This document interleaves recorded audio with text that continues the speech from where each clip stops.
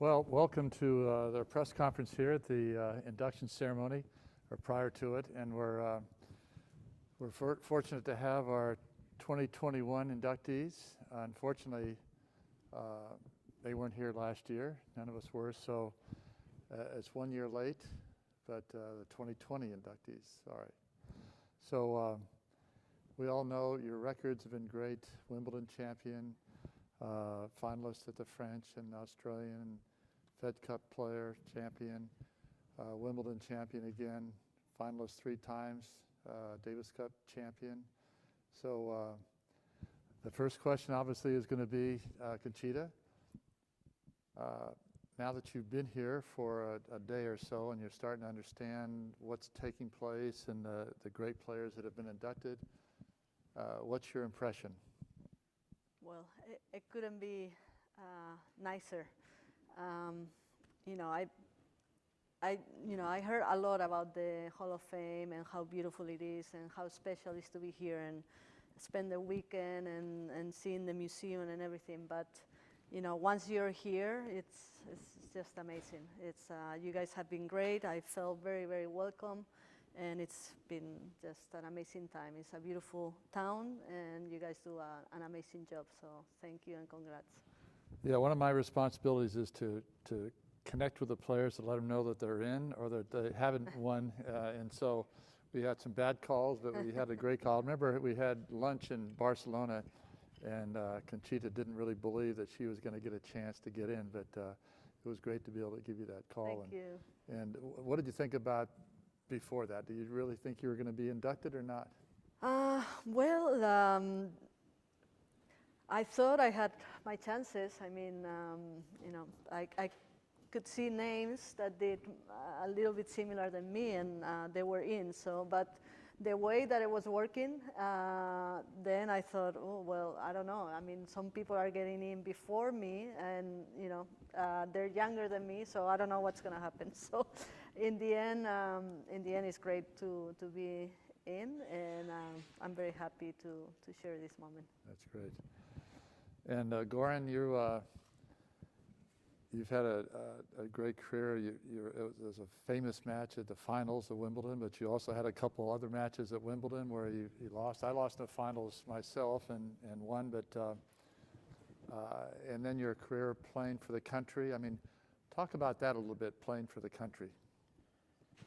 But for us, that was special because we were one country. Unfortunately, we split, and then was the tough times. And for me, playing for my country, actually, I remember 1992 Olympic Games in Barcelona, carrying the flag for the first time. That was the biggest honor one sportsman can get, winning 2 medals there. Always playing Davis Cup. Even I got injured every time I played Davis Cup, but I didn't care. I just wanted to play Davis Cup.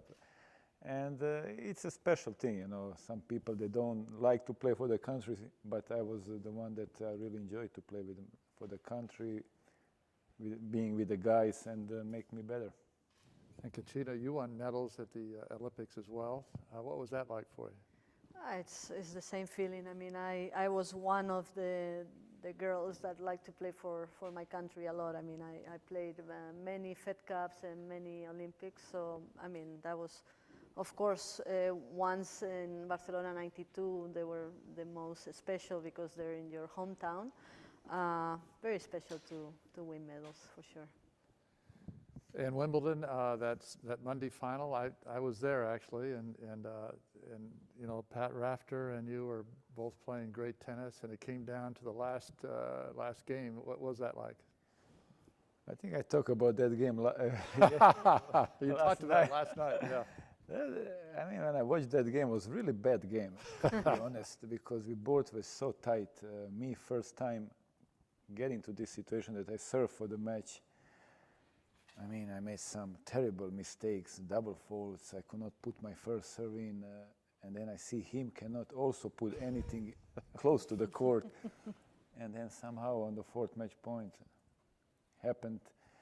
Well, probably the longest game in my life, it would never end. I say, come on, I had to finish somehow.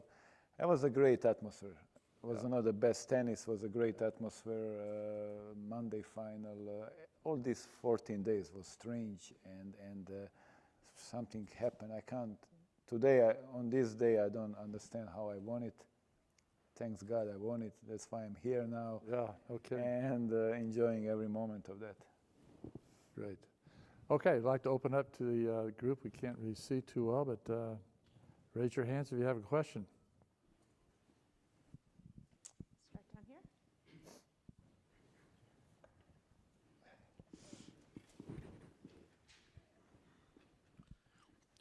Matt Rybeltowski from Forbes. Goran, congratulations on your honor. Going back to Wimbledon and the '98 final specifically, you had 2 set points against Sampras there. Can you paint a picture of what your mindset was? If you won the second set, do you think you would have won the match? And given your success against Pete at Wimbledon, you beat him in '92 as well. Does that cement your legacy as one of the greatest grass players ever? First of all, thank you. Definitely, I don't say the greatest, but one of the greatest. And that final was actually that 2 set points. And Pete was well known for probably one of the best second serve ever. And his second serve was very hard. And I was waiting for the big second serve, but he choked a little bit, and he hit a very bad second serve, which I didn't expect. And then I hit like a return, which if he had a Hawkeye in that time, that ball was close to be a line, but she called it out before I even hit the ball. So if I will go 2 sets to love up, no chance he will come back, you know, because first Pete never liked to play me. He never liked to play lefties. And still, we went to 5 sets. Still, I thought I should win that match, but somehow with him, always find the way to lose the match.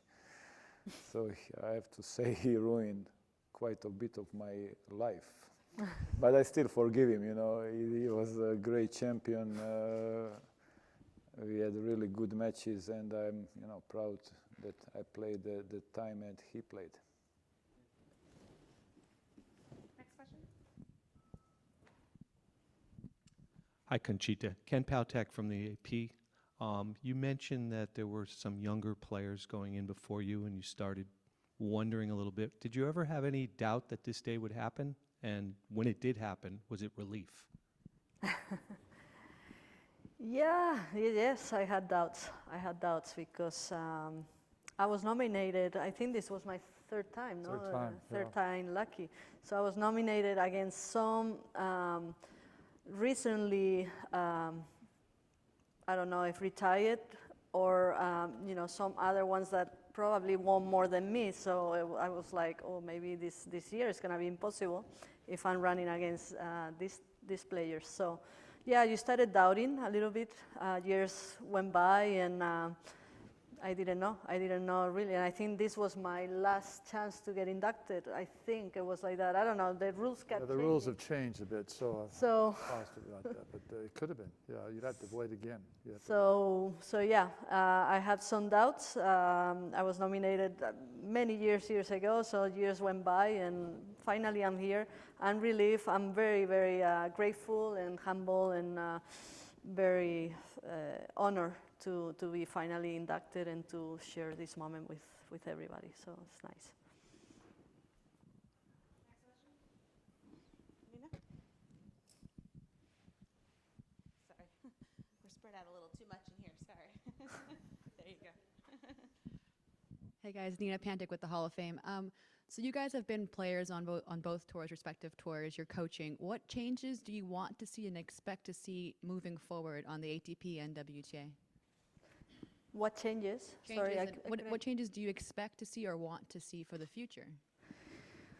Well, first of all, I hope everything goes back to normal a little bit, because let me tell you, this past year and a half has been really, really tough on players and you know, us traveling together, all these bubbles and long trips and not being able to have your families with you and stuff. So I think that's really hard. So hopefully the world changes for the better, and we're gonna, go back to normal without this COVID.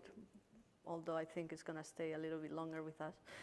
But I think the WTA is healthy. I mean, it has great champions there. I mean, players that are playing really good. I mean, it was nice to see Ashley Barty winning Wimbledon, Pliskova in her second final. I don't know. I mean, I think we have a lot of younger players. Exciting moment for WTA. So hopefully it's gonna continue that way. I have a question too. You see a lot of the top players coaching other top players now. You're Muguruza and Djokovic. And what is the one thing you bring to the table for Muguruza, for instance? Well, I try to. I mean, whatever she's going through right now. I mean, I've gone through before, so I try to teach her my experiences from before, and just I'm hoping that I'm giving her peace and the work ethic, to be really professional, and other things that are hard to mention, all of them, but I'm trying for her to be very competitive and to try to be a little bit more stable. Like she was a little bit up and down, but I think she's got some good results, and hopefully She seems to be playing better now, so hopefully she can stay consistent. Yeah, that's it, consistency. Yeah. Now I talked to Novak right after the match. When he came up from the court.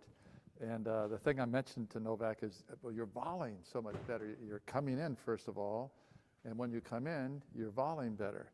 Now, is that something that you have talked to him about, or is it some of the other coaches?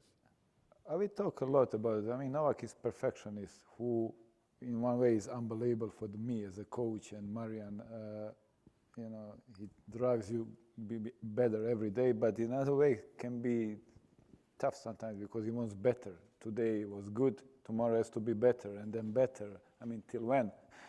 Yes, I always told him that he has good volleys, but he will never want to come to the net. Somehow in Wimbledon we saw semis and final on very important points. He was semis, particularly against Shapovalov coming in. Amazing. He is not scared to hit his second serve now. We saw in Australia he's at least 10 kilometers or even more harder hitting his second serves. So, I mean, a little confident, I didn't change his technique, I'm not there, but just to give him a little confidence for him to understand he can do it, in the big points, and I mean, he won everything, he's there to win, but still, sometimes they doubt in themselves on the key moments.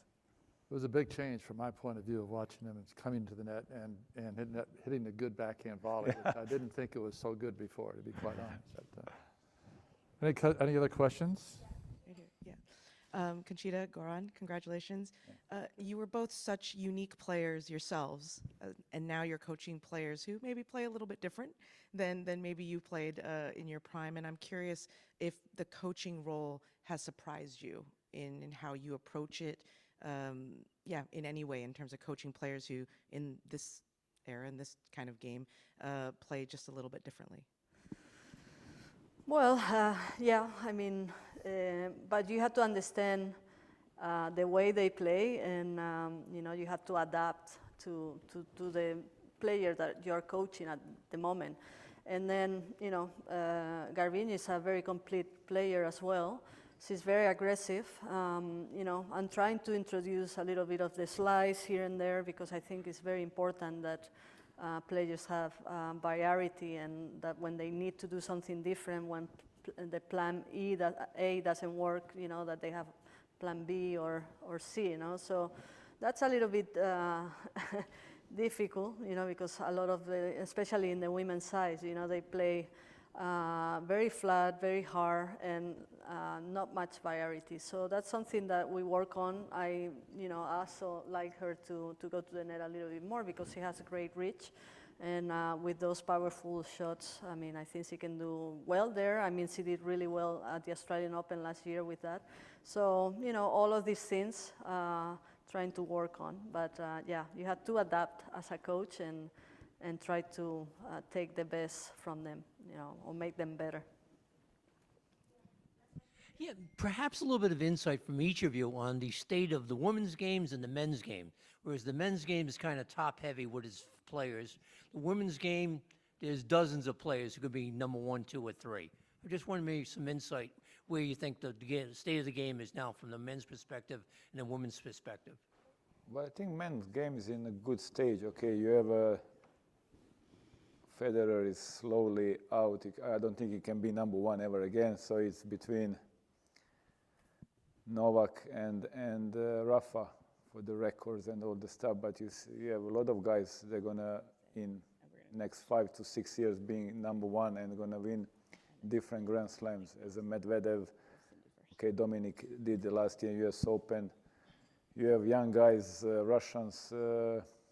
You have Shapovalov. You have Italians. You have Berrettini, Musetti, Sinner. I think you're gonna see a lot of changing in rankings after these guys they leave. I don't know when they're gonna leave, but till they here is gonna be still the same situation. You have Tsitsipas, of course. So, but when they leave, we're gonna have a lot of different Grand Slam winners. Maybe in 1 year, 4 different Grand Slam winners, like we used to have before sometimes. So it's going to change. It's going to change, but there are a lot of guys that are going to be number 1, and then they're going to change like that. We're going to go to a couple of questions from Zoom. Gordon Gaberbic. What about the women's game? I just talk about the women's game a little bit. Yeah, I think this year has been a little bit of a strange year. There's been some injuries here and there. I mean, of course, Halep also couldn't defend her title in Wimbledon this year. Some injuries here and there. New Grand Slam winner, as Krejcikova, for example, winning the French Open.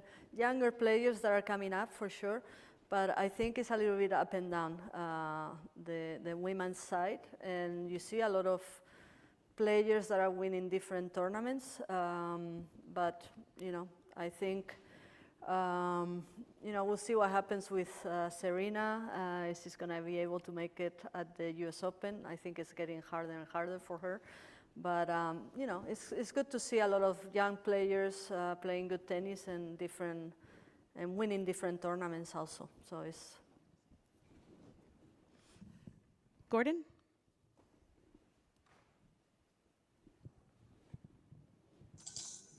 Yeah, hi. Can you hear me? You're live, yep. Yeah. Yeah.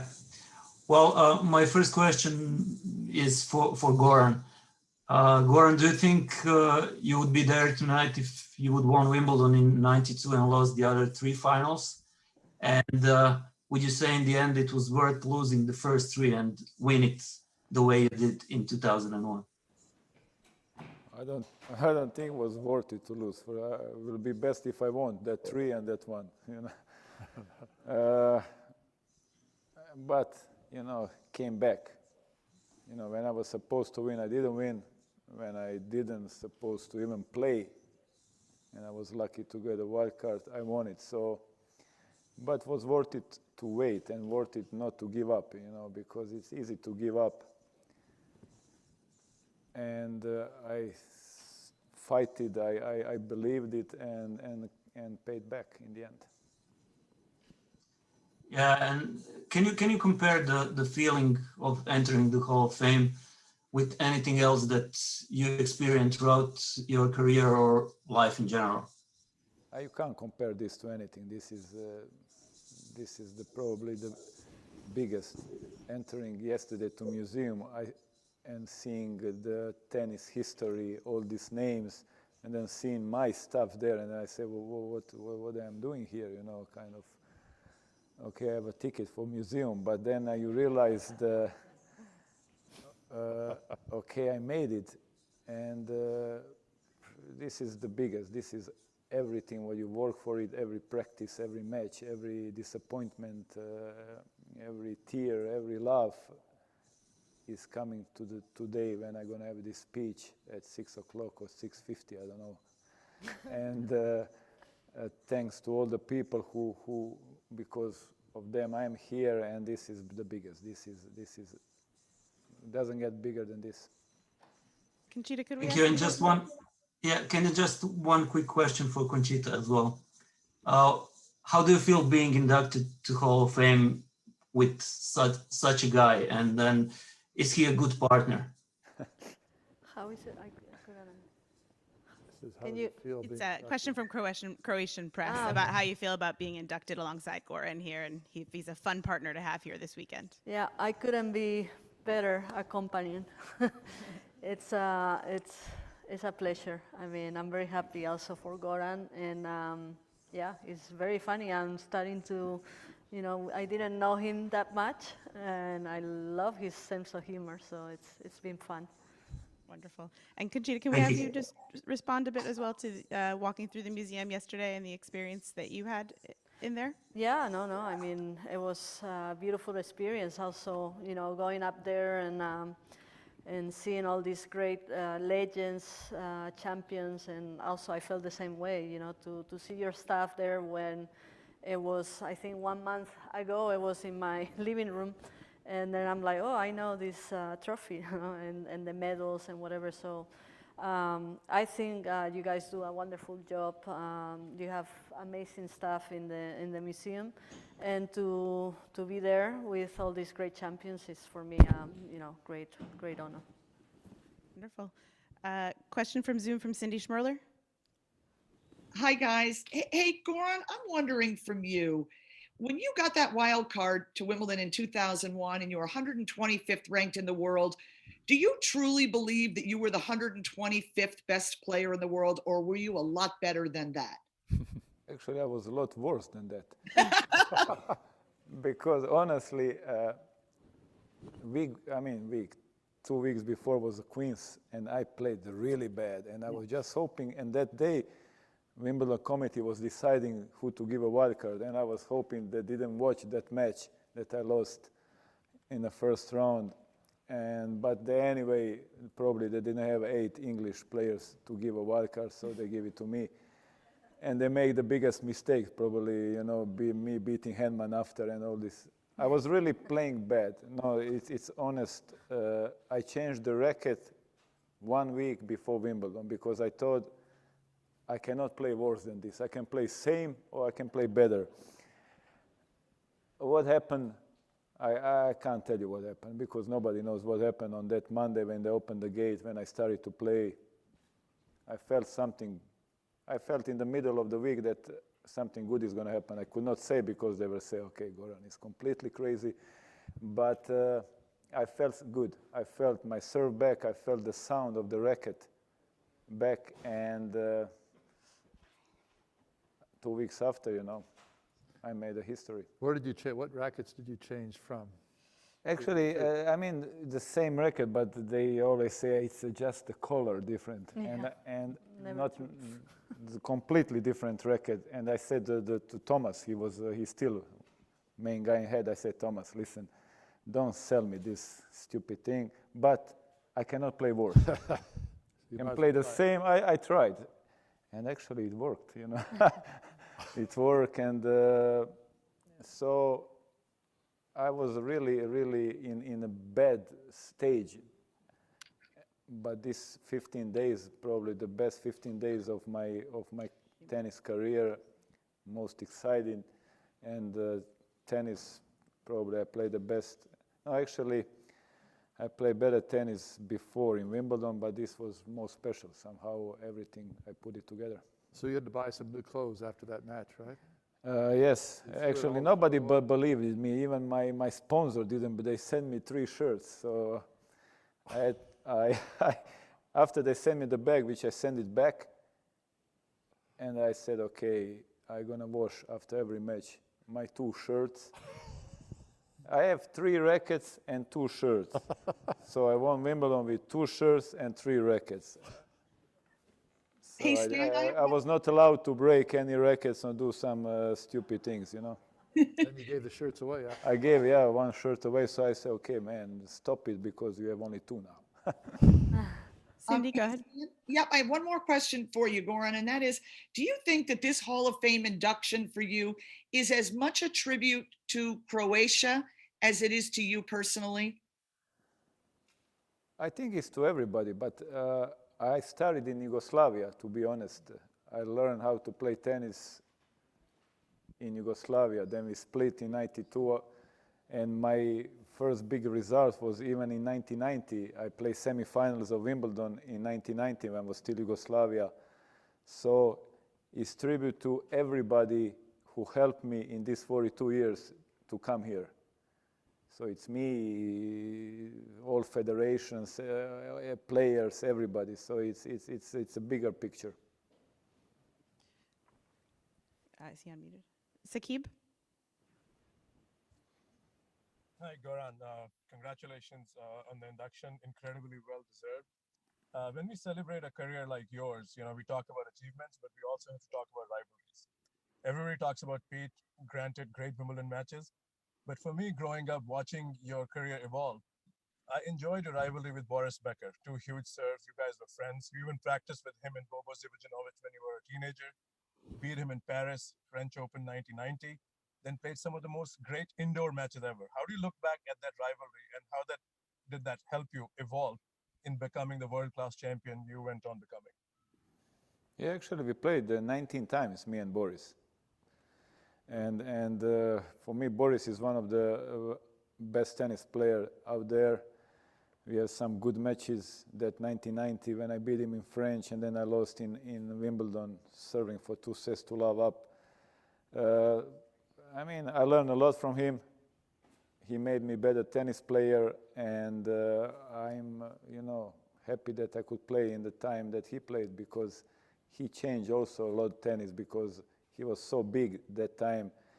And playing with him in Germany during this Masters in Frankfurt, that was unbelievable. We had some really interesting matches. Last question from the room. I think we got him. Sure. Last question for Peter, and then we'll wrap up. Thanks. Thank you. Conchita, who was your toughest opponent? Who was the person you hated to see in the draw ahead that you just didn't want to meet? It was actually Seles, Monica Seles, a lefty. Very, very tough to play. She was one of the first players that came playing hard from flat and hard from both sides. Amazing angles, and then that lefty serve, was really, really tough for me to return and to do something with it. So I would say Monica was one of the hardest. Did you prepare? How did you prepare mentally for meeting her? I mean, you try to prepare mentally and actually, have a great game plan to try to hurt her. But my heavy topspin didn't affect her that much, because she would take the ball so early. I mean, she was always there. She moved well, and so I tried to mix it up a little bit with slice and everything that I could do to make her uncomfortable. But I mean, she was just too good, and it was tough for me to play against her. Thanks, Goran. The same question to you. Who was the person you did not want to see in the draw? Probably, I mean, I didn't hate anybody, but I would say Sampras. He ruined quite a bit of my life. A couple of finals and big matches, but still, he was a great player.